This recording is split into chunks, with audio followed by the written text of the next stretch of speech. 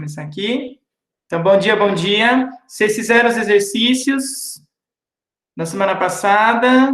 Como que foi? Alguém está com dúvida em algum exercício? Quer tirar alguma dúvida agora no começo da aula?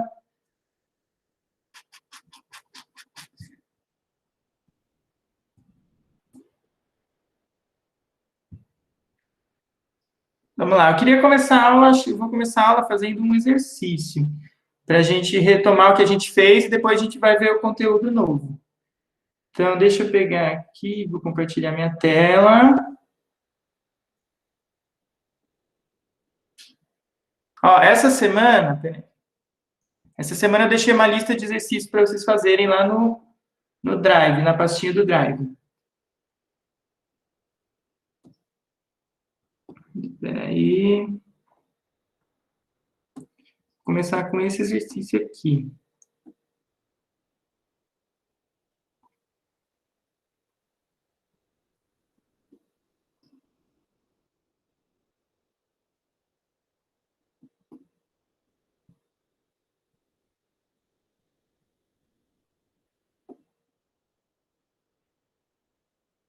Espera aí, gente, que eu tô abrindo aqui.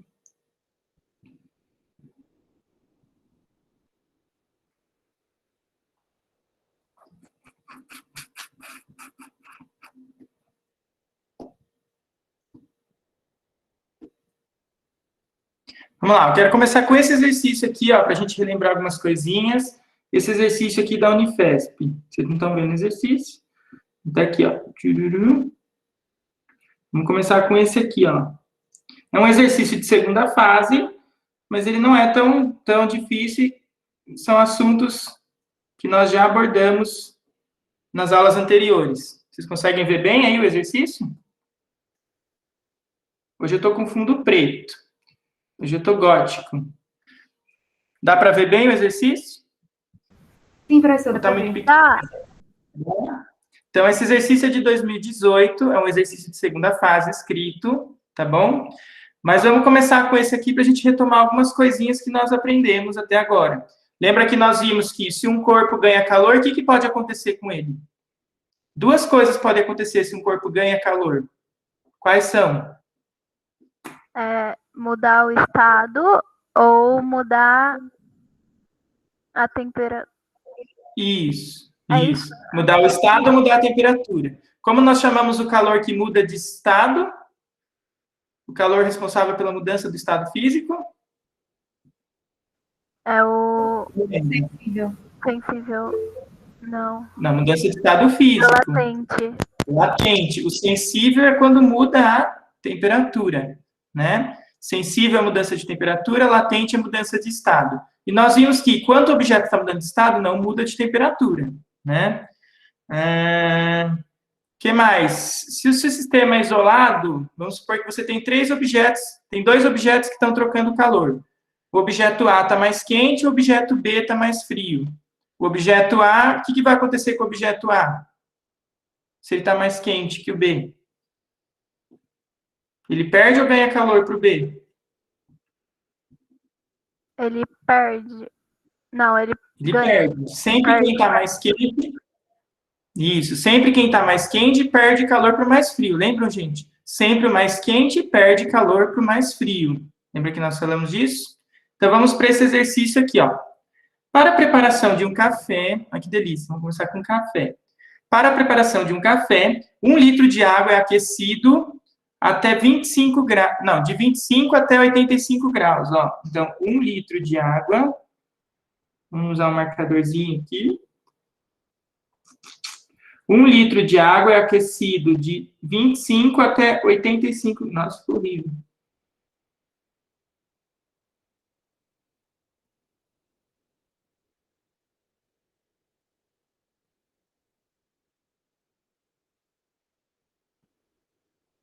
Bom, vou escrever aqui, ó. Então, 1 litro de água é aquecido de 25 até 85 graus Celsius, em uma panela sobre uma chama de um fogão que fornece calor a uma taxa constante. Então, ele vai colocar dentro de uma panela, quem está fornecendo calor é o fogão, a chama do fogão, a uma taxa constante. Tudo bem? O gráfico representa a temperatura Aqui ele está usando a temperatura, ele está usando essa letra aqui, ó, que é a letra θ. Mas a gente vai usar T maiúsculo mesmo, tá? Então, a gente vai usar T. A temperatura da água em função do tempo. Em função do tempo aqui, ó, de aquecimento. Considerando que todo o calor fornecido pela chama tenha sido absorvido pela água. Informação importante. Ó, ele está falando que todo o calor fornecido pela chama é absorvido pela água. Na prática, a gente sabe que isso não é verdade, né? Porque não é um sistema isolado. Então, o calor, nem 100% do calor que é fornecido pela chama vai para a água. Tem parte do calor que vai para o ambiente, vai ser absorvido pela panela. Mas aqui ele está falando que todo o calor é absorvido pela água. Quanto tempo levou para esquentar essa água de 25 para 85 graus? Olhando para esse gráfico aqui, gente, quanto tempo levou para esquentar a água de 25 até 85 graus? Falem para mim. 5 minutos? 5 minutos. De 8 horas para 8 horas e 5 minutos, ó. Olha aqui.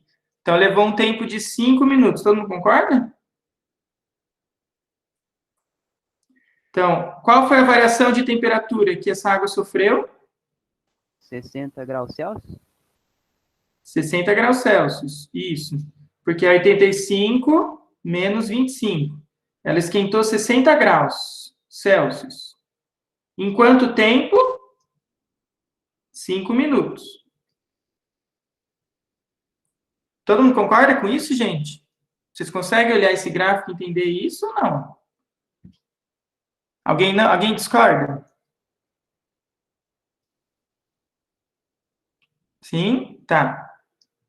Após um certo período de tempo, foram misturados 200 ml de leite a 20 graus a 100 ml do café preparado, agora a 80 graus, em uma caneca de porcelana de capacidade térmica 100 calorias por grau Celsius, inicialmente a 20 graus Celsius.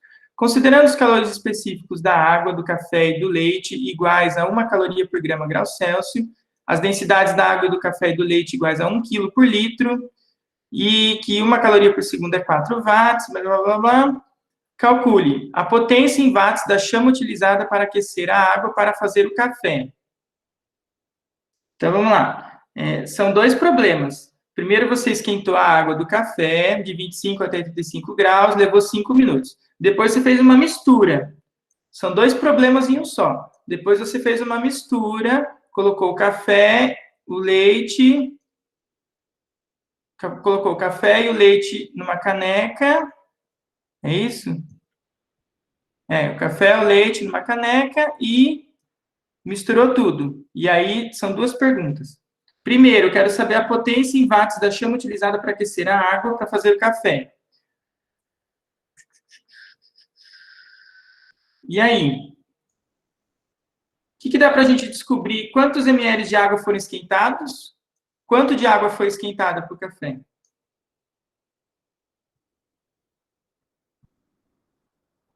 Quanto de água foi esquentada para o café?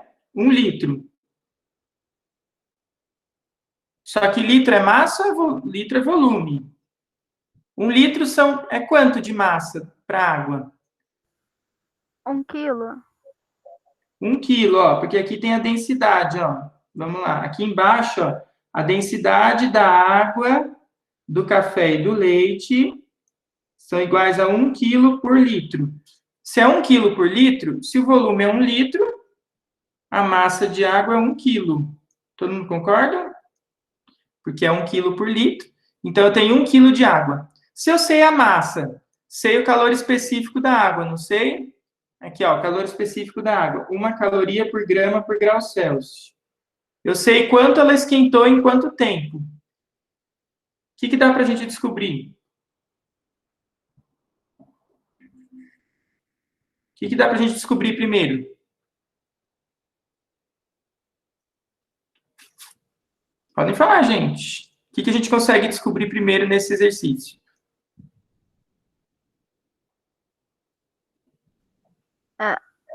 Calma.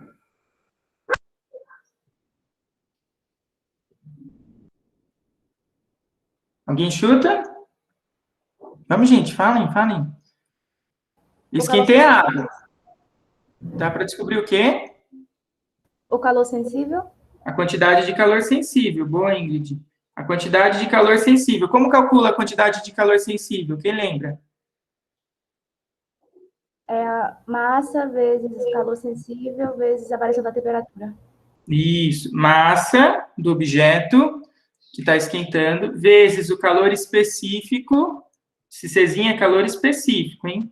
Vezes a variação de temperatura. Qual é a massa que está esquentando de água? 1 quilo. 1 quilo, 1000 gramas. 1000 gramas. Por que tem que ser em grama?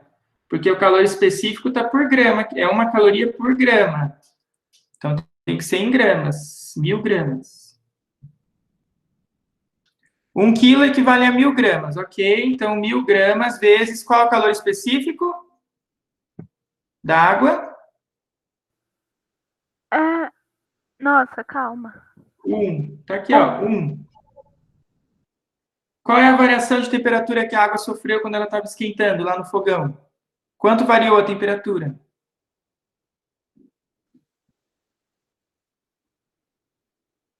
...60 graus. Aqui, ó. 60. Então, 1000 vezes 1 vezes 60 dá quanto?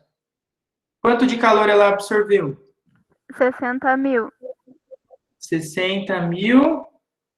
Qual a unidade de medida do calor? 60.000 o quê? Joule. Não. É joule? Não, não é. Nesse caso aqui, calorias. Calorias. Calorias. 60.000 calorias. Sim ou não? Aqui, ó, é 1000 gramas. 1000 gramas. Aqui é 1 caloria por grama por grau Celsius. E aqui é 60 graus Celsius. Multiplicando tudo, dá só caloria. Então, 60.000 calorias, ok. Isso foi o que a água utilizou. Em quanto tempo ela recebeu esse calor? 60.000 calorias. Em quanto tempo ela levou para receber este calor? Essas 60.000 calorias. 5 minutos. Então, dá para a gente descobrir a potência da chama. Como que a gente descobre a potência da chama? Calor dividido pelo tempo. Quanto de calor ela consumiu num certo tempo. Certo? Só que ele quer em watts.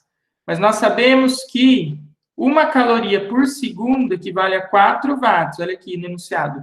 1 caloria por segundo é igual a 4 watts. Então, se a gente pegar 60.000 calorias, quantos segundos nós temos? O tempo é 5 minutos. Mas em segundos dá quanto? Dá 300 segundos? 300 segundos, isso.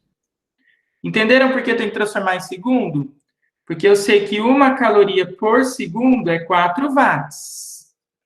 Então, se eu fizer caloria por segundo, depois eu multiplico por 4 para saber quantos watts dá. Então, vamos lá. Quanto que dá isso aqui? Corta aqui, corta aqui, corta aqui, corta aqui. 600 por 3. 200. 200 calorias por segundo. Não é? Mas ele quer em watts. Se 1 caloria por segundo é 4 watts, 200 por segundo... Dividido por vezes 4? É isso? Vezes 4. Porque 1 vale 4, né? 200, então vezes 4. Dá 800. 800 watts de potência. 800 watts. Tudo bem? Uhum. Entenderam essa primeira parte, gente? Então, vamos lá. Voltando. Você tem 1 litro de água que você está esquentando para o café. Esse 1 litro de água esquentou de 25 para 85. Em quanto tempo? Em 5 minutos. Isso nós sabemos, certo? Dá para a gente calcular o quanto de calor essa água recebeu. Que tipo de calor ela está recebendo? Sensível. Como que eu sei que é sensível, professor? Porque está esquentando, está aumentando a temperatura, ó. Ela foi de 25 para 85, aumentou a temperatura o tempo inteiro. Não teve mudança de estado físico. Até porque é água, né, gente? A água não muda de estado físico de 25 a 85. Nós sabemos que ela muda em 0 e 100. Então, de 25 para 85, sensível. Como calcula a quantidade de calor sensível? É a massa vezes o calor específico, variação de temperatura. Qual é a massa dessa água que esquentou? Eu sei o volume, que é 1 litro. Mas como a água é 1 quilo por litro, a gente sabe que a massa é 1 quilo. 1 quilo são quantas gramas? 1000 gramas. Então, vem aqui, 1000 gramas, vezes o Czinho, que é 1. Ah, mas professor, por que eu não posso usar 1 quilo? Porque aqui, ó, é caloria por grama, por grau Celsius. O Czinho da água é 1 caloria por grama. Para cada grama de água esquentar 1 grau, precisa de 1 caloria. Então, nós temos que usar a grama. Então, 1000 gramas vezes 1 vezes a variação de temperatura. Qual é a variação de temperatura? 60 graus. De 25 para 85, esquentou 60 graus. Então, deu 60.000 calorias. Em quanto tempo esquentou essas 60.000 calorias? Bom, vamos lá. Em 5 minutos, não é isso? Foi em 5 minutos. Só que aí eu preciso transformar em segundo. Então, 5 minutos vezes 60 dá 300 segundos. Então, 300 segundos com 60.000 calorias, dá 60.000 por 300, dá 200 calorias por segundo. Como ele quer em watt, a resposta ele quer em watt aqui, ó. E 1 caloria por segundo é 4 watts. Então, nós fazemos vezes 4, 800 watts. Sim ou não? Muito difícil? Ficou perdido? Difícil, mas deu para entender. Esse primeiro, o segundo é um pouquinho mais complicado, o item B. Então, tem que entender a lógica do problema. Você está esquentando o material, a temperatura está variando. Calor sensível, certo? A temperatura esquentou quanto? 60 graus em 5 minutos. Como calcula calor sensível? MC delta θ. Vê se você tem tudo no enunciado. Você tem a massa? Tem. Tem o calor específico? Também tem. Tem a variação de temperatura. Então, calcula o quanto de calor está ganhando. 60.000 calorias. Em quanto tempo ele ganhou esse calor? Em 5 minutos. 5 minutos, 300 segundos. 60.000 dividido por 300 dá 200 calorias por segundo. Vezes 4, porque eu quero em watt, 800 watts. Certo? Vamos lá, item B.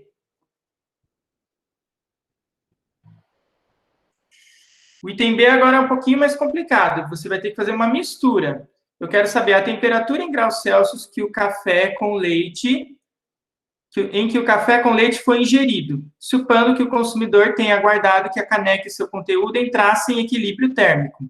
Então, você vai misturar. Agora vamos para a segunda parte do texto aqui, ó. Eu vou misturar. O que eu vou fazer agora? Eu vou misturar 200 ml de leite a 20 graus, tá aqui, ó, 200 ml de leite a 20 graus com 100 ml do café preparado. Só que o café está a 80 graus, né? Ele foi esquentado até 85, acho que ele esfriou um pouquinho, foi para 80, né? Então, o café ficou a 80 graus. Então, você tem 200 ml de leite a 20 graus, com 100 ml de leite a 80 graus. Numa caneca de porcelana, que tem uma capacidade térmica de 100 calorias por grau. Uma caneca de porcelana tem uma capacidade térmica de 100 calorias por cada grau Celsius.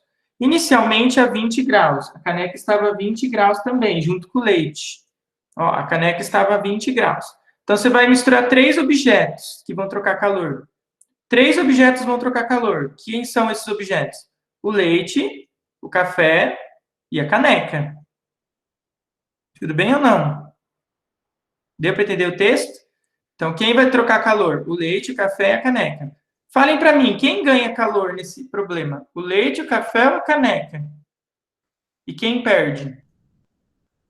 A caneca ganha junto com o leite? Não sei. Aí o café perde? Vamos dar uma olhadinha. Qual a temperatura inicial do leite? 20 graus. O leite está a 20 graus. Qual a temperatura inicial do café? 80, né? 80. E qual a temperatura inicial da caneca? 20 também, né? Uhum. O café e o leite estão na mesma temperatura. Quem está mais quente, a caneca e o leite estão na mesma temperatura. Quem está mais quente é o café. O café. Então, ele vai perder ou ganhar calor? Perder. Vai perder. Para quem?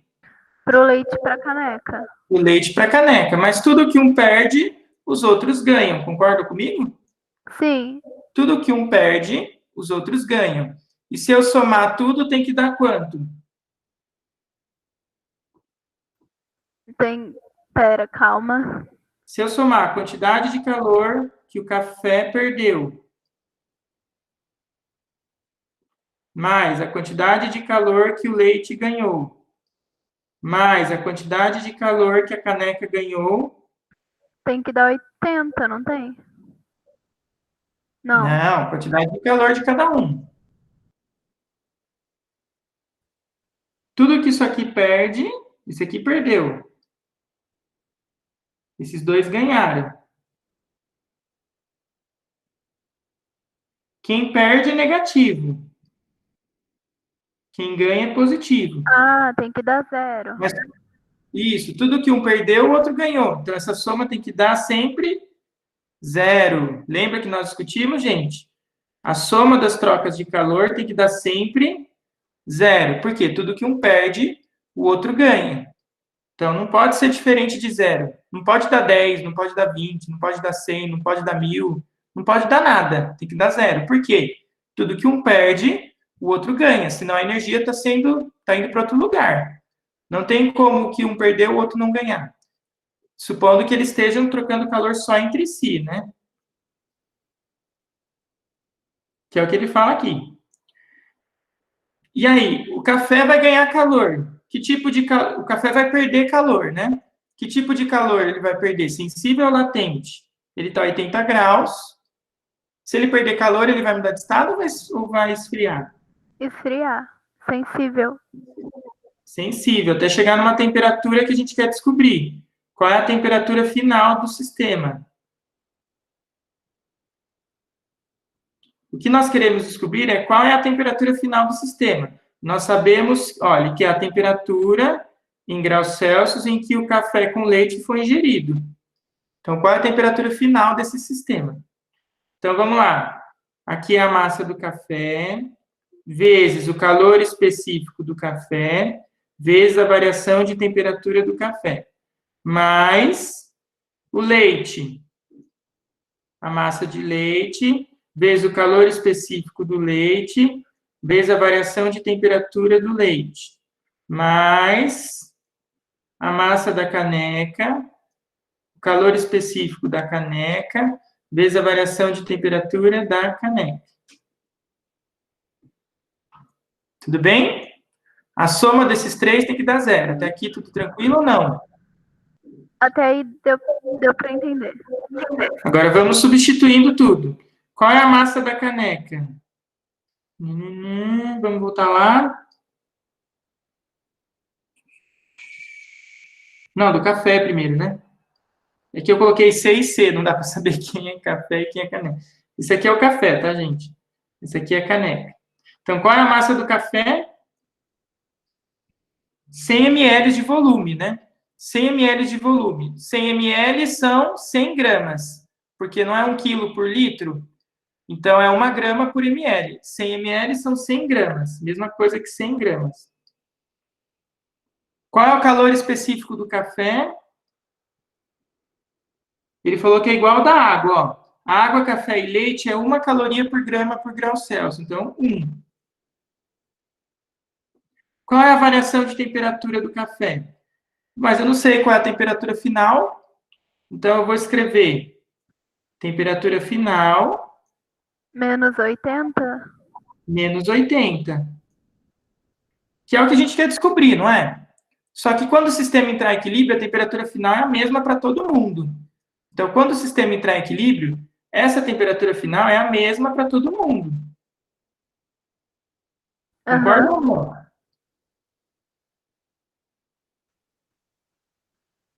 Essa temperatura final é a mesma para todos. Então, a gente vai acabar descobrindo quanto ela vale. Mais a massa do leite. Qual é a massa do leite? Vou voltar lá. São 200 ml de volume. 200 ml, 200 gramas. 200, isso. Eu sempre esqueço que é masculino. Vezes o calor específico do leite, que ele falou que é igual da água também, ó. 1 vezes temperatura final menos 20. Tudo bem ou não? Tudo bem. Sim. Se eu soubesse a temperatura final, provavelmente isso aqui daria negativo, porque a temperatura final vai ser maior que 20 e menor que 80, né? A temperatura final vai ser... Não, daria positivo, desculpa. Vai ser maior que 20 e menor que 80.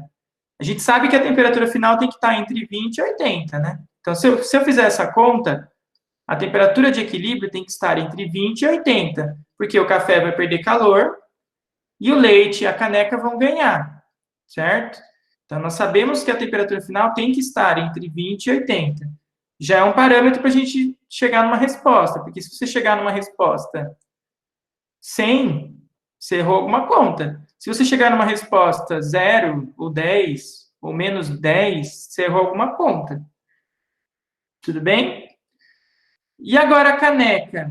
A caneca, ele não deu a massa nem o calor específico, mas ele deu a capacidade térmica. Acho que a gente não chegou a discutir sobre isso. Capacidade térmica é um C maiúsculo, que é MCzinho. É o produto do M pelo Czinho. Isso é a capacidade térmica. É um C maiúsculo, que é o produto da massa pelo calor específico. Então, ele não deu a massa da caneca e nem o calor específico da porcelana, mas ele deu a capacidade térmica, que é 100 calorias por grau. Então, vejam que não tem grama aqui, ó. É 100 calorias por grau. Por quê? Já é a quantidade de calor para esquentar cada grau. Então, esse produto aqui, ó, MCzinho, a gente sabe que é 100. Que isso aqui é a capacidade térmica, é o Czão. Tudo bem isso aqui, gente, que eu falei? Tudo bem. Capacidade térmica é o M vezes o Czinho. Então, quando o exercício falar capacidade térmica, você não vai usar a massa e nem o calor específico. Você vai usar... o produto dos dois já é a capacidade térmica. Então, 100 calorias para cada grau esquentar. Então, é só multiplicar 100 pela variação de temperatura. Qual é a variação de temperatura? Final menos 20. Isso tem que dar 0. Misericórdia, ficou essa conta aqui, ó. E agora, como que a gente resolve tudo isso, toda essa paçoca? Faz a distributiva? É isso? Podemos, mas podemos dividir tudo por 100, para facilitar, ó. Porque aqui não é... Aqui é 100, aqui é 200 e aqui é 100. Isso tem que ser 0. Se eu dividir tudo por 100, então eu vou dividir tudo isso aqui por 100. Aí vai facilitar a nossa conta, a nossa vida. Então, vai ficar 1 vezes temperatura final menos 80, mais 2 vezes temperatura final menos 20, mais 1 vezes temperatura final menos 20 igual a 0. Fica mais fácil, ó. Bem mais fácil. Então, vai ficar temperatura final menos 80, mais... Agora, distribui aqui, ó. 2 vezes temperatura final menos 40, mais temperatura final menos 20, igual a 0. Quanto que dá isso aqui? Vamos arrumar tudo. Temperatura final mais 2 vezes temperatura final mais temperatura final. Dá quanto?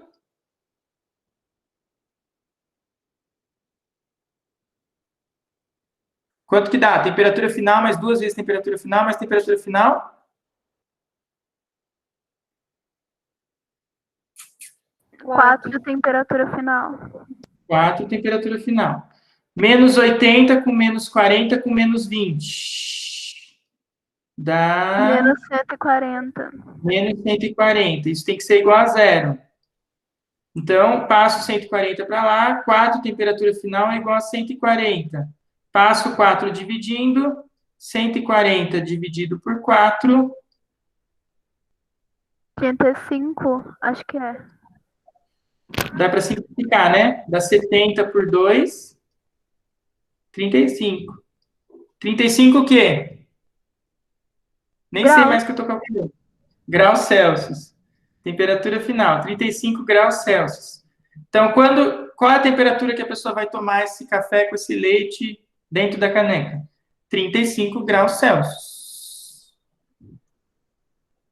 Certo? Parece difícil, mas não é tanto, tá, gente? É só a gente entender, ó. Eu estou somando, eu estou colocando. Quando você tem uma mistura, você tem que identificar quem troca, quem ganha e quem perde calor. Então, você vai pegar a mistura: leite, café e caneca. Certo? O leite está a 20 graus, o café está a 80, a caneca está a 20. Eu quero saber qual é a temperatura final do sistema. Então, você sabe que tudo que um ganha, o outro perde. Então, se eu somar os calores que todos ganharam e todos perderam, tem que dar sempre zero. A gente sabe que o café perdeu, o leite e a caneca ganharam, mas a soma dos três tem que dar sempre zero. Aí você pega aqui o calor sensível de cada um. Nesse caso é só sensível, né? Então, isso aqui e da caneca tem que ser igual a zero. Substitui tudo e acha a temperatura final, nesse caso, 35 graus. Tudo bem? Ufa! Difícil? Levamos só meia hora para fazer o A e o B. Tudo bem? Mas eu queria fazer esse aqui para a gente relembrar algumas coisinhas. Então, deu para relembrar, deu para pegar. Precisa fazer exercício, tá, gente? Precisa fazer o exercício que eu já pedi. Quem não fez, precisa fazer ainda. Porque senão não aprende física só olhando. Não dá. Tem que fazer, tem que se frustrar, tem que não conseguir, tem que vir, tem que tirar dúvida, tem que mandar dúvida, tem que ir no apoio, tem que ir no plantão de dúvida lá com o Kenji, tem que trazer para a aula, senão não aprende física, não dá. Tá? Quer dizer, não aprende a física do vestibular. Certo? Vamos lá. Hoje nós vamos, então, agora nós vamos falar sobre os processos de transmissão de calor. Vou parar meu compartilhamento. Agora nós vamos falar sobre os processos de transmissão de calor. Talvez alguns de vocês já tenham visto aí no colégio, ou não. Mas é bem mais simples, tá? O conteúdo da aula de hoje é bem mais simples. Tudo que esse exercício que nós vimos até agora,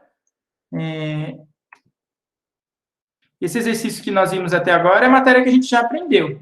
Então, agora nós vamos falar sobre os processos de transmissão do calor. Vou pegar o laserzinho, que legal, olha que legal. Então, nós vamos falar sobre os processos de transmissão de calor, que é o capítulo 5 do nosso livro, da apostila, tá? É o capítulo 5 do livro de Física 1, tá? O livro 1 de Física, capítulo 5. Então, são processos de transmissão de calor. Porque o calor, nós vimos que ele sempre vai de onde para onde? Do mais quente para o mais frio. Só que o calor indo do mais quente para o mais frio, tem 3 formas dele se propagar. Por condução, por convecção e por irradiação. Não sei se vocês já viram essas 3 palavras, tá? O calor, ele pode ser transmitido de um objeto para outro. Calor é energia, não é? Energia que se transfere sempre do mais quente para o mais frio. Então, tem 3 formas do calor se propagar: por condução, por convecção ou por irradiação. Tá? Excepcionalmente, hoje nós vamos fazer a aula em PowerPoint. Nossa, eu não consigo ver vocês enquanto eu estou compartilhando a tela? Que chato. Mas tudo bem. Como que eu vejo o bate-papo? Não dá para ver?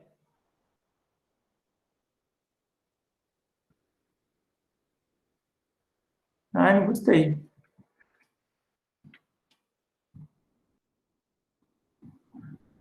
Que engraçado. Por que eu não consigo ver o bate-papo? Eu vou abrir o bate-papo. Eu não consigo ouvir o... as mensagens. Mas eu vou entrar no outro aqui, já estou vendo. Então, ó, qualquer dúvida, gente, vocês podem me parar e mandar mensagem, que eu estou vendo já. Então, ó, na condução, a condução ela ocorre com uma transferência do calor de partícula por partícula. É através da agitação das partículas que estão em diferentes temperaturas, tá? É que nem fofoca, tá, gente? Que nem fofoca. Começa com uma pessoa e daqui a pouco todo mundo já sabe, né? Então, a condução do calor é a mesma coisa. Você esquenta uma parte do material, essa parte, a parte que está mais quente, as partículas se agitam mais. A parte que está mais fria do material, as partículas estão se agitando menos. Lembra que nós falamos que temperatura não tem a ver com a agitação das partículas? Sim ou não? Lembram? Que temperatura tem a ver com a agitação das partículas? Sim. Quanto mais quente o material, mais agitadas estão as partículas. Quanto mais frio, mais lentas, né? Então, se você tem um material, por exemplo, uma barra de ferro, você esquenta uma ponta. O que acontece com as partículas que estão naquela ponta que estão recebendo calor? Elas vão começar a se agitar mais. As partículas que estão na outra ponta vão estar menos agitadas, menor temperatura.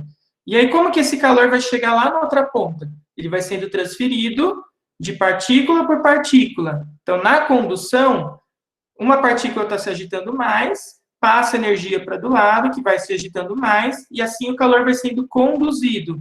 Ele vai sendo conduzido de partícula por partícula. Ele ocorre melhor nos sólidos. A condução ocorre melhor nos sólidos. Não quer dizer que não pode ocorrer nos líquidos e nos gases. Também pode. Mas qual a diferença de um sólido para um líquido e para um gás?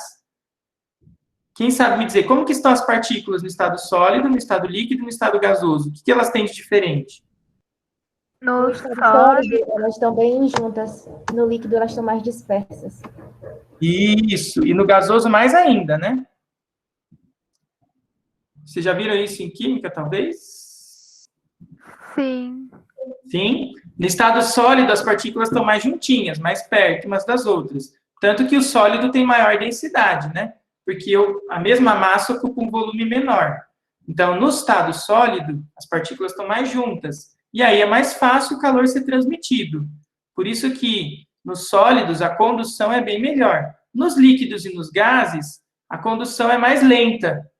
Por que ela é mais lenta? Porque as partículas estão mais longe umas das outras. Então, é mais difícil passar fofoca. É que nem agora na pandemia, né? Então, os vizinhos, é mais difícil passar fofocas para o vizinho, a não ser que você ligue, né? Mas é mais difícil. Então, fora da pandemia, as coisas vão rapidinho, porque aí vai um para o lado, passa para o lado e vai indo rapidinho. Agora, na pandemia, seria o líquido e o gás. Então, o calor vai sendo mais devagar, tá? Então, o calor vai se propagando mais lento. Deu para entender o processo de condução? A condução tem relação direta com a densidade. Quanto mais denso o objeto, mais ele conduz, maior é a condutibilidade. Por quê? Alguém consegue me explicar? Por que quanto mais denso, mais conduz calor? Porque aí tem mais partícula? Mais partículas? Ah, eu não sei explicar. Tá faltando uma coisinha. Tem mais partículas, sim, mas mais partículas onde?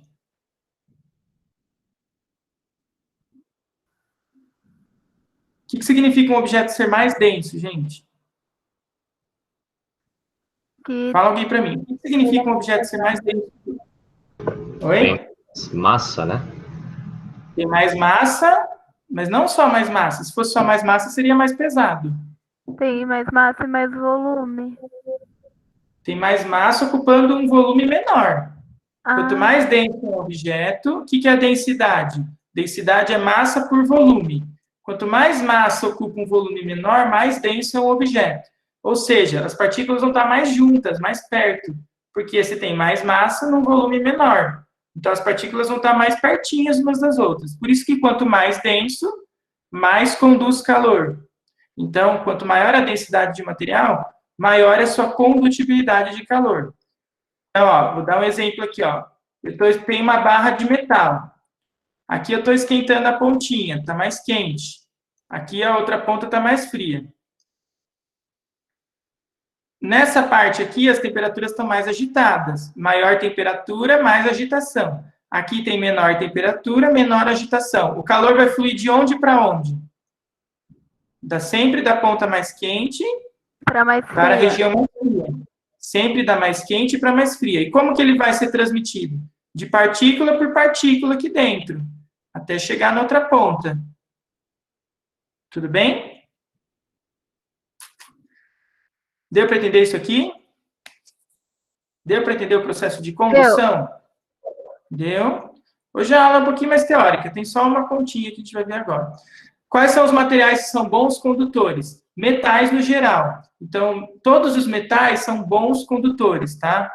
Exemplos: alumínio, alumínio, ferro, prata, ouro, cobre, níquel, estanho, chumbo, aço. Por exemplo, as panelas são feitas do quê, gente? As panelas normalmente são feitas do quê?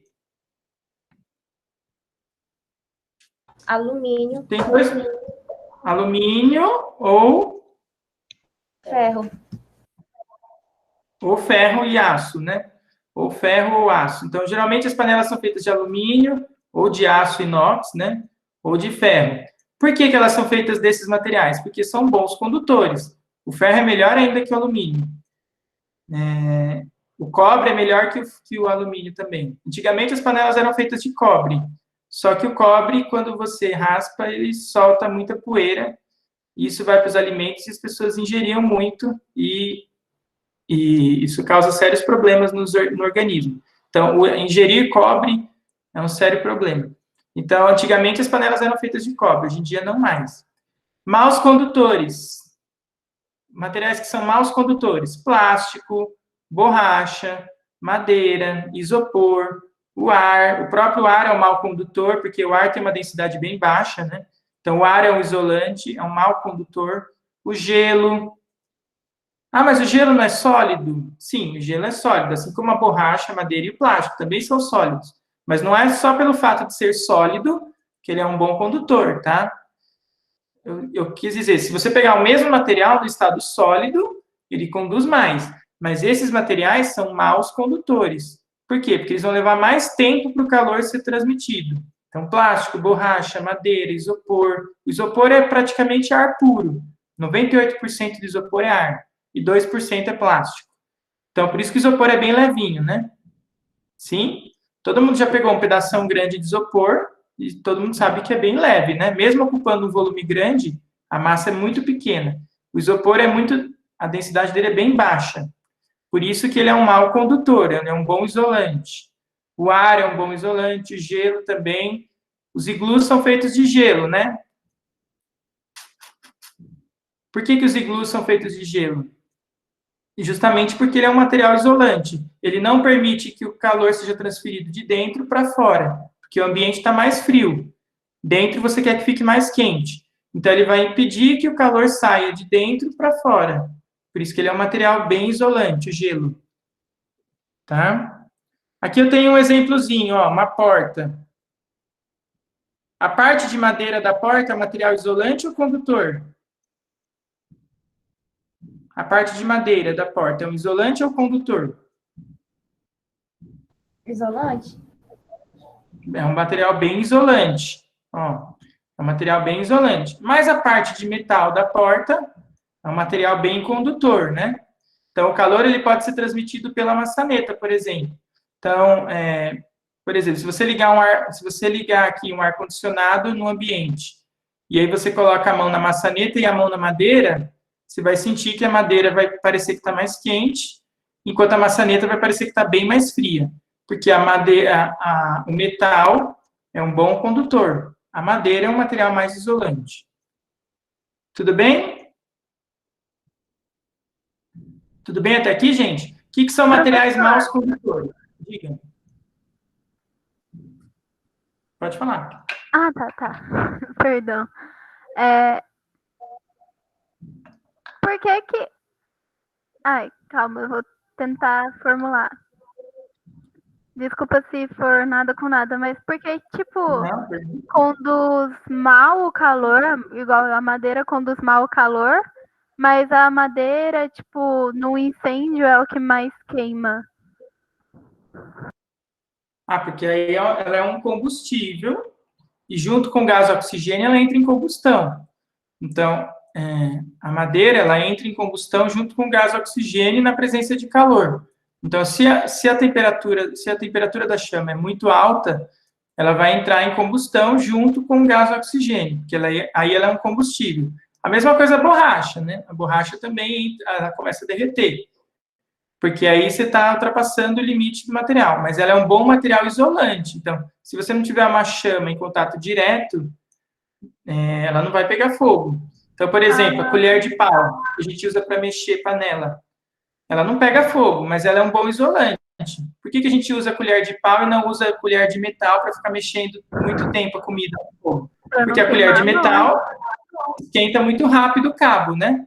Você coloca a ponta lá na panela, a ponta começa a esquentar e o calor vai sendo transmitido rapidinho para o cabo.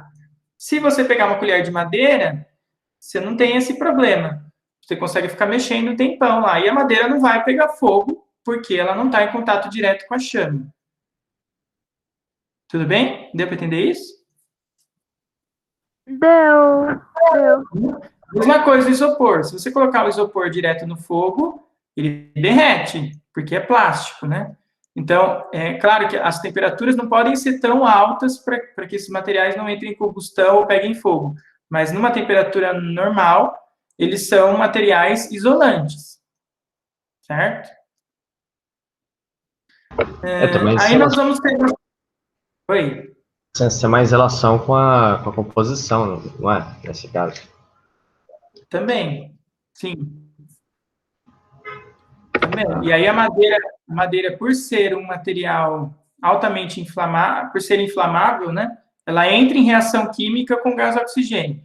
Mas, por exemplo, a borracha, ela não entra, ela não pega fogo, porque ela não reage com o gás oxigênio. Aí é uma reação química, né? Então, a borracha, ela não vai reagir com gás oxigênio e ela não pega fogo, ela derrete, ela muda de estado físico.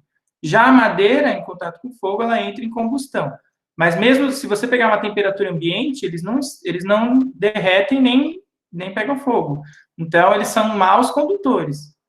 Então, claro, não pode ter uma variação de temperatura que faça o material derreter e nem pegar fogo. Mas numa temperatura em que isso não aconteça, eles são isolantes. Certo? Então, nós temos aqui, dá para a gente calcular a condutividade de calor pelo material. Quanto de calor é transmitido num certo tempo. Então, se você pegar, por exemplo, dois ambientes que estão em temperaturas diferentes. Então, ó, preste atenção nesse exemplo aqui, ó. Eu tenho um ambiente mais quente, que está numa temperatura T2, e tenho um ambiente que está mais frio, que está numa temperatura T1. E entre eles eu tenho um material aqui, ó. Pode ser o ar, pode ser um pedaço de ferro, um pedaço de madeira, que está ligando essas duas temperaturas diferentes. Tudo bem? Então, eu tenho aqui, ó, um ambiente mais frio, um ambiente mais quente. E tem algum material ligando esses dois. Pode ser concreto, pode ser madeira, pode ser qualquer material. Esse calor vai ser transmitido do ambiente mais quente para o ambiente mais frio. Sempre vai ser transmitido do mais quente para o mais frio. E ele vai atravessar o material. O que dá para a gente descobrir? Dá para a gente calcular o fluxo de calor que atravessa esse material. Essa fórmula aqui, geralmente, os vestibulares dão, tá? Não é uma fórmula que vocês precisam decorar, mas precisa saber o que significa cada letra, mas não precisa decorar, porque geralmente os vestibulares dão essa fórmula aqui. Então, o fluxo de calor é igual à quantidade de calor que atravessa num certo intervalo de tempo. Então, o fluxo de calor, o que é essa letra aqui? Essa letra aqui a gente vai usar para denominar o fluxo térmico de calor, que é em calorias por segundo, geralmente. Calorias por segundo, mas pode ser joule por segundo também. Pode ser watt, que é joule por segundo. Ou pode ser caloria por segundo que atravessa o material. Então, como que a gente calcula esse fluxo de calor? É a quantidade de calor num certo intervalo de tempo. Mas também dá para a gente calcular a partir da propriedade do material.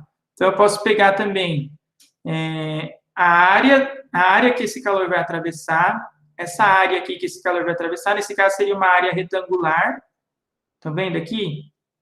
Então, eu posso pegar essa área aqui que o calor vai atravessar, multiplicar pela variação de temperatura entre os dois ambientes.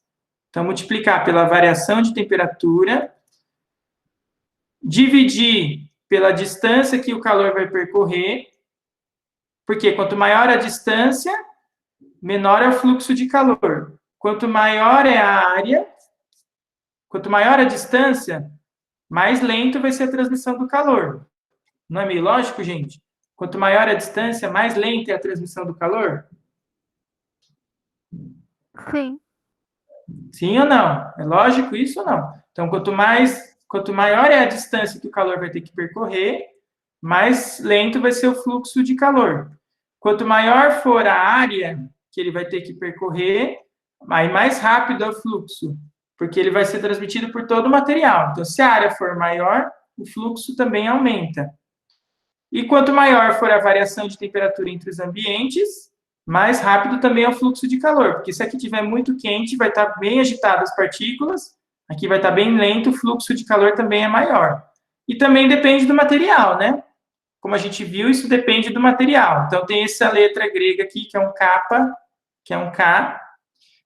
Essa letra K aqui, o que é? O coeficiente de condutibilidade térmica, que depende do material que você está colocando aqui. Então, tem essa fórmula aqui para calcular o fluxo de calor.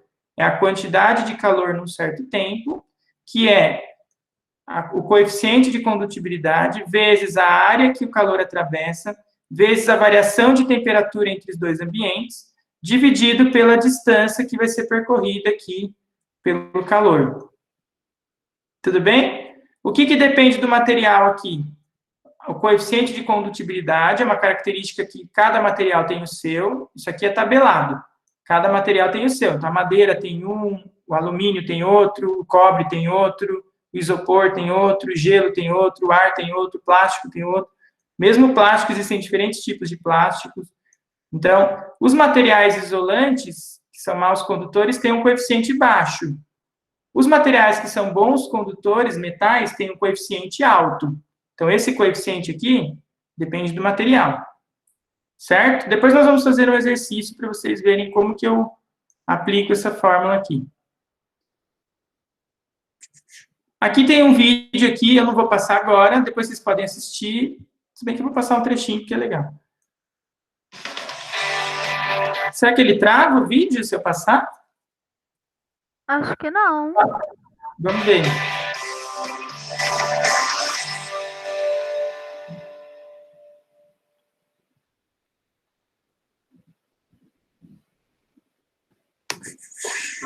Nós vamos Vou pegar só a parte do experimento. resfriar. E aqui um pouquinho de... E o outro, radiação, é... Aí... Aqui ele vai começar o Então, aqui experimento. são basicamente transmissão de calor através de sólidos. Bom, aqui eu tenho um quadrado preto escuro, né? Que é um plástico. Né? Aqui eu tenho um plástico. E aqui um metal, né? Alumínio. Uhum. Então, são dois materiais diferentes. Vocês conseguem ouvir bem ou eu tô travando? Dá para ouvir. Dá para ouvir bem. Acho que ele... Metal, né? Alumínio. Uhum. Então, aqui, ó, ele pegou dois materiais diferentes. Um é plástico, um material é de plástico e o outro é de alumínio. Só que os dois estão pintados de preto. Mas um é plástico e o outro é alumínio. Ixi, o que aconteceu? Ai, voltou tudo.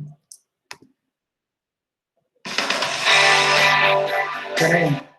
Bom, aqui está a temperatura ambiente, ambos. Aqui não foi aquecido, nem foi resfriado. E aqui um pouquinho de gelo, né? Então, vamos primeiro colocar o gelo sobre esse... Você introduziu uma perturbação, um gradiente agora de temperatura. Né? Exatamente. Tudo envolve o gradiente da temperatura. Exatamente. Vai haver passagem de calor da fonte quente para frio. Uhum. O frio seria o gelo, né? E aqui o quente, que está a temperatura ambiente, né? 22, 23 graus Celsius. Então, a gente pode observar que praticamente o gelo não derrete, muito pouco, porque a condutividade térmica... Ixi, gente. Quando aperta espaço, ele não pausa, ele vai para frente. Térmica De úmido. vai haver passagem... Então, aqui, ó, vocês entenderam o experimento? Ele pegou um pedaço de gelo e colocou em cima do plástico. O plástico está na temperatura ambiente. O gelo está abaixo de zero, né? Quem que perde calor, o plástico ou o gelo? Quem perde calor nesse caso? Plástico ou gelo? Plástico. O plástico, porque ele está na temperatura ambiente. É sempre o material mais quente que perde calor para o mais frio, gente. Não é o gelo que vai transferir frio para o plástico. Às vezes a gente acha isso. O gelo vai passar o frio para o plástico. Não. É o plástico que passa calor para o gelo. Certo? Só que o plástico é um material isolante. Então, vejam que o gelo não derrete tão fácil. Para frio.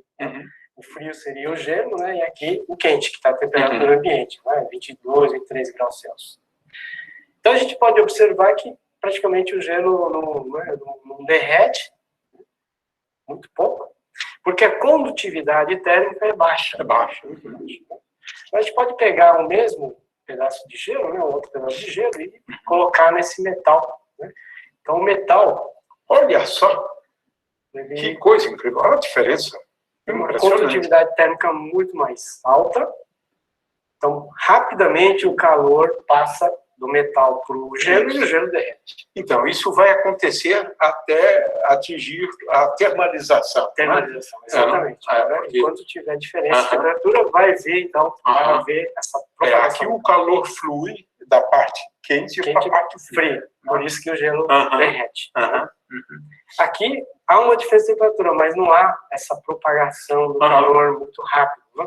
Por causa da diferença de materiais, do coeficiente, né, de condutividade térmica. Isso a gente pode ver, né? O cabo da panela tem que ser de um material isolante, né? Não podemos usar feito exatamente desse tipo de material. Desse tipo de material, exatamente.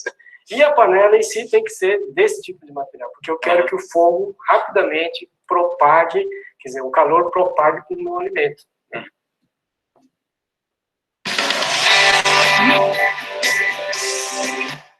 Tudo bem? Deu para entender? Bem legal, né? Deu para ver a diferença?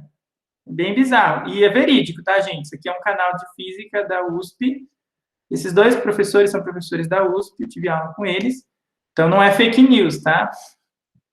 Não é um vídeo fake, é um vídeo real. Porque às vezes você pode pensar, mas pode ser mentira. Não, não é. Tudo bem até condução? Deu para entender a diferença? Alguém ficou com alguma dúvida na condução? Não, de boa. Ana Carolina perguntou, no inverno usamos roupas de lã para dificultar a transferência de calor com o ambiente ou para evitar que o ambiente transfira frio para o nosso corpo? Boa pergunta, Ana. Não existe transferência de frio, só existe transferência de calor. Não, cientificamente, não existe transferência de frio. O que existe é calor. Um objeto mais quente vai perder calor para o mais frio, e isso, o que existe é só transferência de calor. Então, quando a gente usa uma roupa de lã, a lã é um isolante. Ela vai impedir que o calor do nosso corpo seja transferido para o ambiente. Nosso corpo está mais quente, o ambiente está mais frio. A lã não vai impedir que o frio entre. A lã vai impedir que o calor saia. Tudo bem? Não existe cientificamente frio ser transferido. O que existe é transferência de calor. Certo? Tudo bem, Ana? Deu para entender? Deixa eu ver. A Manny... A Ingrid falou, a condução é por contato direto, com propagação do calor que acontece...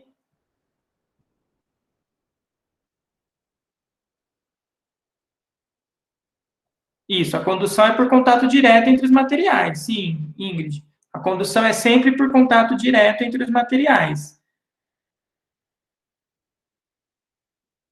Só vai pegar fogo se a fonte de calor, se a madeira só vai pegar fogo se ela estiver em contato com fogo e com o gás oxigênio do ambiente. Aí ela vai pegar fogo. Mas aí é outro problema. A gente não está analisando a combustão, a gente está analisando a transferência do calor pelo material, através do material, sem haver mudança de estado físico. Sem haver uma transformação química da matéria. Tá? Convecção. Outra forma de calor se propagar é a convecção. O que é a convecção? A convecção, sim, ocorre somente nos líquidos e nos gases, tá? Então, a convecção, ela só ocorre em líquidos e gases, não ocorre em sólidos. Por que que não existe convecção nos sólidos? Porque a convecção é a transferência do calor com transporte de matéria, ou seja, uma massa do material vai se locomover para transportar o calor. Isso não tem como ocorrer num sólido. Se você esquenta um sólido, não tem como um pedaço do sólido ir para outro lugar, porque o sólido não tem mobilidade. No estado sólido, a matéria não tem mobilidade, ela não tem movimentação sozinha, só se você empurrar. Mas eu estou falando de esquentar. Esquentando o sólido, não tem como se movimentar as partículas de um lado para o outro. Elas só podem vibrar no mesmo lugar. Agora, num líquido, num gás, se a gente esquenta, o que acontece? Vai causar uma diferença de densidade dentro do material, entre o mais quente e o mais frio. Por quê? Porque quanto maior a temperatura de um material, o que acontece? Ele ocupa um volume maior, ele dilata. Então, quanto mais você esquenta o material, maior é o volume que ele ocupa, porque ele dilata. Isso vale para os líquidos e para os gases, certo? E o que acontece com a densidade se o volume aumenta? O que acontece com a densidade se você tem a mesma massa num volume maior? O que acontece se você tem a mesma massa do objeto, porque você não está colocando mais massa, você está esquentando só. Você esquentou, o volume dele aumentou. Se o volume dele aumenta naturalmente, o que acontece com a densidade desse objeto mais quente? A densidade diminui. A densidade diminui. Por quê? Se você tem a mesma massa ocupando um volume maior, ele vai ficar menos denso. Certo? Ele vai ficar menos denso. Então, você vai ter uma região menos densa e uma região mais densa. Por exemplo, aqui na água, você vai esquentar a parte de baixo e começa a esquentar mais. O que acontece com a água que fica aqui embaixo? Fica mais quente. A água que está em cima, em contato com o ambiente, está mais fria. Só que a água mais quente, ela vai ficar menos densa, porque ela expande e ela fica menos densa. O que vai acontecer com a água mais quente, que é menos densa? Ela vai subir. E a água mais fria, que é mais densa, vai descer. Então, você vai ter uma movimentação da própria água. A água quente sobe, enquanto a água fria desce. Então, sobe, desce, empina e rebola. Então, a água quente sobe, a água fria desce. Certo? Por que a água quente sobe? Porque ela é menos densa. E por que a água fria desce? Porque ela é mais densa. Tem uma diferença de densidade por causa da temperatura. Tá? Ah, mas não é tudo água? Não tem a mesma densidade? Não. A água ela vai ter densidades diferentes de acordo com a temperatura. Então, os objetos eles têm densidades diferentes de acordo com a temperatura. Claro que não vai ser uma mudança muito grande de densidade, mas qualquer mudançazinha de densidade vai fazer com que a água quente suba, enquanto a água fria desça. E aí, o que vai acontecer? Você vai ter o transporte de calor, porque a água quente subindo, ela vai transportar o calor para cima. E a água fria descendo vai ser esquentada lá embaixo. Então, a água quente subindo vai transportar o calor quente para cima. Enquanto a água fria descendo vai fazer com que ela comece a se esquentar. Sim? Alguém queria falar alguma coisa? Acho que eu cortei alguém. Não. Então faz sentido agora a questão também do clima, né? Dos fracões. Porque o ar... Agora que eu estou raciocinando aqui. Numa aula eu não estava entendendo muito bem, agora deu uma luz. Sim, porque o ar também sofre convecção. Isso acontece muito no ar, né? O ar também sofre convecção. Então, por exemplo, em cima do asfalto, o ar mais quente, ele sobe, enquanto o ar mais frio desce. Existe um fenômeno geográfico que se chama inversão térmica. Quando você tem muita poluição, vocês já viram em geografia isso? Inversão térmica? Quando você tem muita poluição no ambiente, a poluição é muito densa, ela não deixa que o ar quente suba. Então, quanto maior a poluição da atmosfera, mais você impede que o ar quente suba. Porque aí você tem uma inversão. Então, o ar quente fica embaixo, fica preso embaixo, e o ar frio fica preso em cima, por causa da poluição. Isso se chama inversão térmica, ocorre principalmente nas grandes metrópoles, né? Então, o ar quente fica todo preso embaixo e o ar frio fica preso em cima. Não tem movimentação do ar, não tem fluxo, não tem convecção. Isso acontece quando o ambiente está muito poluído, quando o ar está muito poluído. Mas, normalmente, o que tem que acontecer com o ar quente? Subir, e o ar frio tem que descer, tá? Por exemplo, isso a gente vê bastante na praia, quando você tem brisa marítima e brisa terrestre. Durante o dia na praia, quem está mais quente, a água ou a areia? Nós já discutimos isso uma vez, lembram? A areia está mais quente. Durante o dia, a areia é mais quente. Olha aqui, tem um termômetrozinho, não sei se dá para ver, está pequenininho aqui, ó. Durante o dia, a areia fica mais quente, porque ela tem um calor específico menor, lembra? Ela precisa de pouca energia para esquentar mais. Então, aqui você tem a areia mais quente e a água mais fria. Aonde o ar vai estar mais quente? Em cima da areia ou em cima da água? Aonde o ar vai estar mais quente? Em cima da areia ou em cima da água? Em cima da areia. Em cima da areia. Em cima da areia. Então, o ar que fica em cima da areia fica mais quente. E o ar mais quente, o que ele faz? Ele sobe. Mas se o ar quente subir, quem vai ocupar o lugar dele? Porque não pode ficar sem ar, né? Imagina, o ar sobe, você vai ficar sem ar. Todo mundo morre na praia. É o ar que está em cima da água. Por isso tem uma brisa que vem do mar para a areia. Essa brisa que vem do mar para a areia ocorre sempre de dia. Se chama brisa terrestre. É a brisa que vem... Brisa marítima, desculpa. É a brisa que vem do mar para a terra. Agora, durante a noite é o contrário. Durante a noite, quem está mais quente? A areia ou a água? A água está mais quente. A água está mais quente, porque lembra que a água está esquentando durante o dia inteiro, ela leva mais tempo para esquentar, mas ela está esquentando durante o dia inteiro. Chega à noite, a areia estava mais quente, só que à noite ela esfria muito mais rápido também, porque ela vai perder temperatura para o ambiente, ela vai perder calor para o ambiente, então ela esfria, à noite ela esfria muito. A água consegue manter a mesma temperatura, esquentar um pouquinho durante o dia e manter durante a noite. Então, à noite, a areia está mais fria, a água está mais quente. E aí, o ar quente sobe, o ar em cima da água sobe, e quem vai ocupar o lugar desse ar? O ar que está em cima da terra. Então, você tem uma brisa que vai da terra para o mar. Essa brisa que vai da terra para o mar se chama brisa marítima. Eu troquei os nomes, gente. De dia é brisa terrestre, porque é em direção à terra. Então, ó, de dia é brisa terrestre, porque é do mar para a terra, em direção à terra, então, durante o dia. À noite, a brisa é o contrário, é brisa marítima, porque vai da terra para o mar. Então, isso pode ser explicado pela convecção, pelo fato do ar quente subir por ser menos denso. Deu para entender essa diferença ou ficou confuso?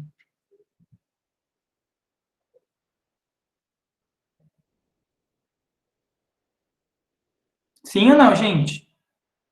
Deu para entender ou ficou confuso? Diferença entre brisa terrestre e brisa marítima? Tranquilo? Tá. Se estiver muito difícil, vocês param, hein?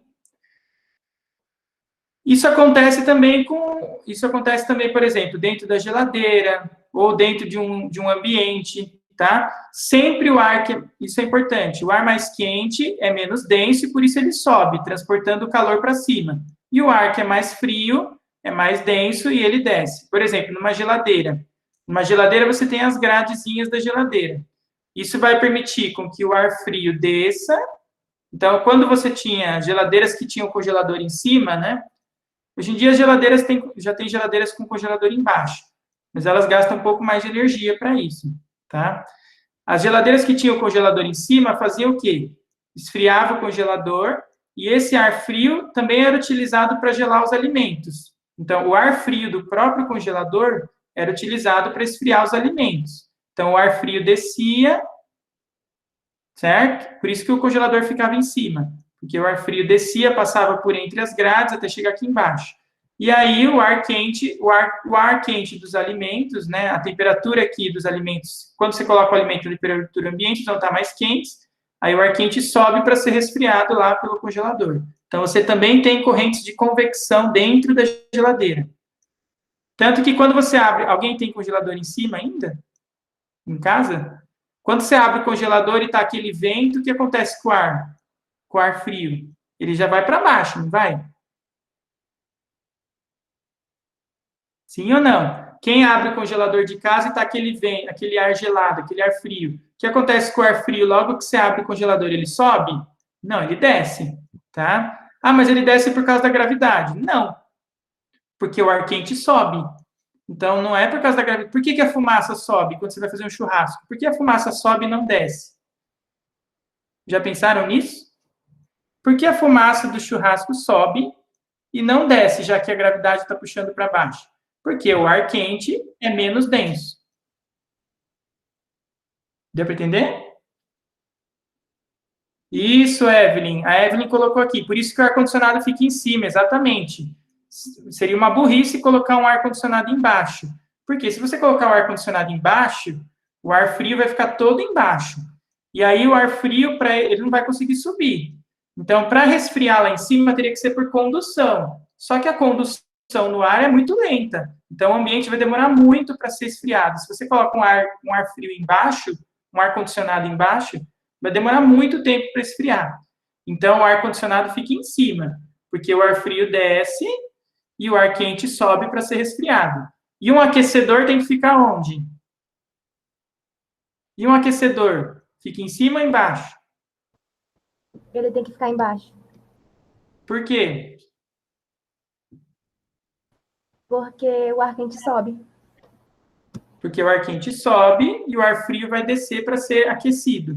Então, aqui, por exemplo, ó, se você tem um aquecedor aqui embaixo, o ar quente sobe, vai esquentar o ar aqui em cima, enquanto o ar frio vai descer para ser esquentado. E aí você vai ter a propagação do calor. Quando que vai parar de ter essas correntes de convecção? Isso aqui se chamam correntes de convecção. Quando que vai deixar de existir a convecção, gente? Quando vai parar de ter as trocas de calor por convecção? Por exemplo, aqui nessa casa, está fechada. Quando que o ar quente vai parar de subir e vai parar de existir convecção? Quando fechar a janela, vamos colocar que tiver, sei lá, mais à noite, assim, perto do frio. Aí fecha a janela, não tem nada que mantém o ar quente no quarto. Uma coisa assim. Isso. Aí o volume fica uniforme, mas a evolução. Seria o equilíbrio, né? Isso. Quando o ar atingir o equilíbrio térmico, todo o ar estiver na mesma temperatura, aí não tem como o ar quente subir e o ar frio descer, porque não tem mais frio e nem mais quente, né? Então, quando todo o ambiente estiver na mesma temperatura, deixa de ter troca de calor. Tanto que tem até uns ar-condicionados que desligam quando o ambiente fica estável, né? Então, tem os ar-condicionados que tem um sensor, e aí ele desliga quando atinge tudo a mesma temperatura, tá? Para economizar energia elétrica. Aqui tem um experimentozinho. Eu vou mostrar porque é legal. Esse aqui também é também dos dois professores lá da física, do Instituto de Física da USP. Eles vão mostrar aqui a convecção no líquido. Bem legal isso aqui. Segundo, operando forma Que contém água. Vamos lá, pronto. Bom, aqui eu tenho um circuito feito de vidro e que contém água. Aqui uma fonte de calor, uma espiriteira com álcool, e aqui um termopar na qual eu meço a temperatura nesse ponto do líquido. E um pouco de corante azul de metileno para a gente poder visualizar aqui o movimento do fluido. Porque como a água é invisível, praticamente incolor, a gente não consegue visualizar esse movimento. Para ver o movimento. De outra maneira, seria difícil para visualizar, né? Porque é água, então, você não sabe água se ele quente está... ou fria, olhando assim, não dá para perceber. Muito bom, Cláudio. Tá, então, vamos ver aqui a temperatura, em torno de 23, 24 graus. É a temperatura da água. Da água aqui, exatamente. Perfeito. Nesse ponto aqui. E eu vou aquecer essa região. Então veja aqui, tem água dentro do vidro. Aqui são tubos de vidro, tá? Aqui dentro tem água e aqui tem um termômetro que ele é um fiozinho elétrico e ele é colocado aqui dentro da água aqui e aí esse termômetro está registrando 24 graus, 23,8 aqui, que é a temperatura ambiente, mais ou menos dessa água aqui. E aí ele vai esquentar uma pontinha aqui. Vamos ver o que vai acontecer. Ai, caramba. Fiz a mesma coisa que eu fiz das outras vezes. aquecer o resto. O resto, exatamente. E aí, pelo movimento de convecção, né? Mas antes de eu aquecer, eu vou colocar aqui um pouquinho de corante azul de metileno. Então, aqui está. Então, conforme eu aqueço esse ponto, esse lado aquecido, a água, como aumenta a temperatura, a densidade dele diminui, ele tende a subir, e com isso o ar frio tende a ocupar o lugar. Experiência. E agora a gente pode visualizar o que está acontecendo com a água. Bom, e tem um reflexo lá na temperatura, não é isso? Sim, logo, ok. aqui chegou, já deu uma volta, obviamente, e a temperatura começa a subir. Então já estamos em 42 graus. Mas a ideia de visualizar o movimento é Sim. muito boa mesmo, Cláudio. Então, o princípio dos coletores solares, né, que o pessoal usa para aquecer a água, se baseia nesse princípio. Né? A água aquecida entra por uma tubulação, sobe, circula e entra lá na caixa d'água, né, já aquecida. Então, é propagação por convecção, não? Ou seja, movimento, né? Exatamente. No caso dos fluidos em geral, sim. Né? Eu mencionei aqui a atmosfera. Deu para ver aí, gente? Bem bacana, né? Então, ele colocou um pouquinho de corante só para a gente visualizar a movimentação da água. Vejam que a água está se movendo sozinha. Não tem ninguém empurrando a água aí, tá? Ela está se movimentando porque a água quente sobe, empurra a água fria, que vai descendo, e aí o corante vai sendo aquecido, vai subindo, e aí você tem um fluxo de movimentação da água dentro do vidro. Só para a gente terminar, vou falar da irradiação ou radiação. Esse é o último processo de transmissão de calor. Irradiação ou radiação, tá? Pode aparecer os dois nomes aí para vocês. Irradiação ou radiação, tanto faz. O que é a irradiação? É a transferência do calor através de ondas eletromagnéticas. Mais especificamente, o infravermelho, tá? Então, todo material que tem temperatura emite calor. Emite calor através de ondas eletromagnéticas. Quanto mais quente é o material, mais calor ele emite. Por exemplo, o calor que sai do Sol, como que ele chega na Terra? Já que no espaço não tem nada. O espaço não é vazio? O espaço não é vácuo, é vazio, não tem ar. Não tem ar entre o Sol e a Terra. Então, não dá para o calor ser transmitido por convecção. Também não tem ar para ser transmitido por condução. Não tem partícula, é vazio. Então, como que o calor que sai do Sol chega na Terra? Por irradiação, porque o Sol irradia ondas de calor que são chamadas de infravermelho. Então, essas ondas de calor chegam na Terra através do vácuo, do vazio, porque são emitidos, esse calor é emitido através de ondas eletromagnéticas. Tudo bem? Deu para entender isso? Então, no espaço, por exemplo, se você acende uma vela e você aproxima a sua mão, acende uma vela, você aproxima a sua mão, você consegue sentir o calor que está sendo emitido pela vela.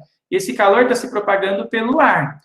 Porém, ele está sendo emitido através de ondas eletromagnéticas. Ele não está vindo pelo ar para a sua mão. Ele está vindo através de ondas e ele chega na sua mão. Esse calor é através de irradiação, tá? Não é o ar que está transportando esse calor. Mesmo quando você aproxima de uma chama, de uma vela, não é o ar que vai transportar esse calor. São as ondas eletromagnéticas que a gente não consegue ver, mas elas chegam até sua mão. Tudo bem? Então, tudo que irradia calor, todo material, toda chama, materiais que irradiam calor, são através de ondas eletromagnéticas. As ondas eletromagnéticas são essas daqui, eu não sei se vocês já viram. A gente vai aprender mais para frente só sobre elas, tá? Aqui, por exemplo, a luz que nós enxergamos, a luz visível, são ondas eletromagnéticas, que vai desde o violeta até o vermelho, do vermelho até o violeta, né? Aqui aumenta a frequência. Aqui o infravermelho fica abaixo da luz vermelha e o ultravioleta fica acima da luz violeta. O que a gente enxerga é essa faixinha aqui, do vermelho até o violeta. Abaixo disso nós não enxergamos, que é o infravermelho. E acima do violeta nós também não enxergamos, que é o ultravioleta. E o que são essas ondas de calor? São ondas de infravermelho. Tanto que vocês já viram aquelas câmeras de infravermelho, aquelas câmeras noturnas. Alguém já viu aquelas câmeras noturnas que captam a imagem das pessoas? Como que ela capta a imagem se não tem luz? Ela capta justamente porque o ser humano também irradia calor. Então, todos os objetos irradiam calor. Só que aí pode ser uma taxa alta ou uma taxa pequena. Então, por exemplo, aqui, ó. Um cachorrinho, ó, aqui é um cachorrinho, olha que fofo. Um doguinho com a imagem desse doguinho foi feita com uma câmera de infravermelho. Olha aqui, tem a temperatura, dá para medir a temperatura em função das ondas de calor que ele emite. Se você olhar aqui nos orifícios, né? Nos orifícios aqui nos olhos, na orelha, na boca, a temperatura é muito maior. Por isso que o cachorro fica sempre, quando ele fica com calor, ele fica com a boca aberta, tentando trocar calor com o ambiente pela boca.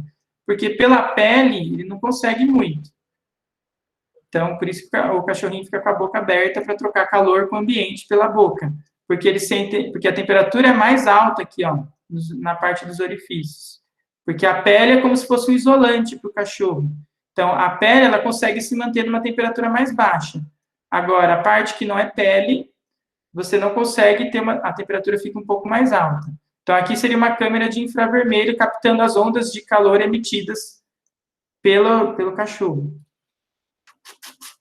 Tudo bem? Já deu nosso horário. Eu queria falar, por exemplo, só do caso, por exemplo, do vidro. O vidro, por exemplo, é um material que não permite a irradiação, não permite a transferência. O vidro é um material isolante, mas ele deixa passar a luz visível, mas ele não deixa passar o infravermelho. Então, o vidro, ele deixa a luz visível entrar, mas ele reflete a grande parte do infravermelho, tá?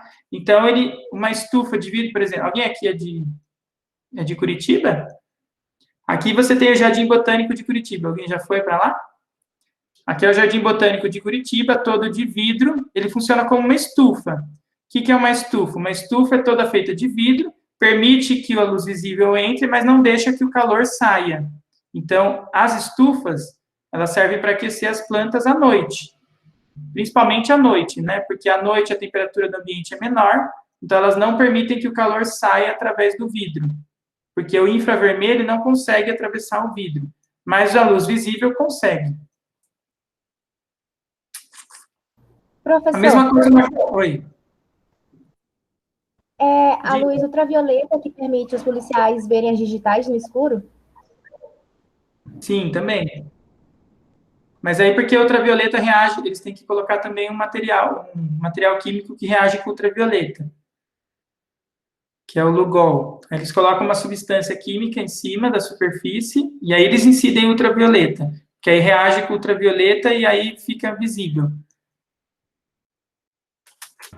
Aqui tem uma garrafa térmica. As garrafas térmicas, como que elas funcionam? Elas têm uma dupla camada de vidro dentro delas para refletir o calor, uma camada dupla de vidro espelhada. Por que espelhada? Para refletir as ondas de calor que são irradiadas pelo café.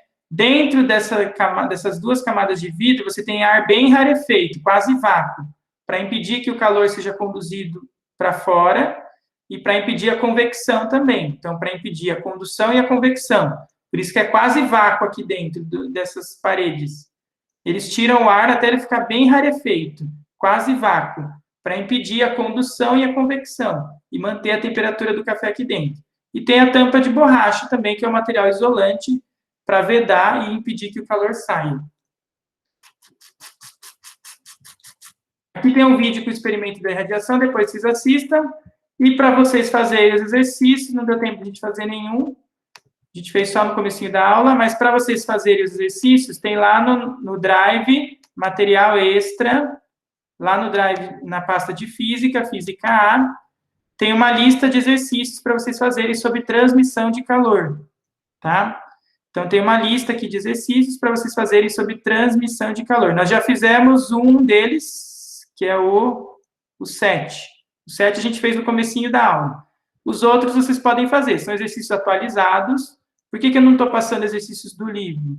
Porque os exercícios do livro estão muito antigos. Então, essa lista tem os exercícios mais atualizados, da Unicamp, da Unesp, Unifesp, da FUVEST.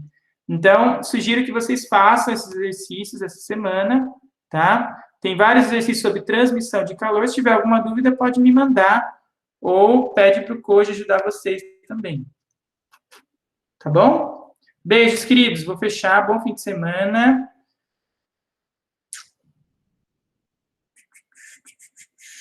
Bom fim de descansem. Até daqui 2 semanas, né?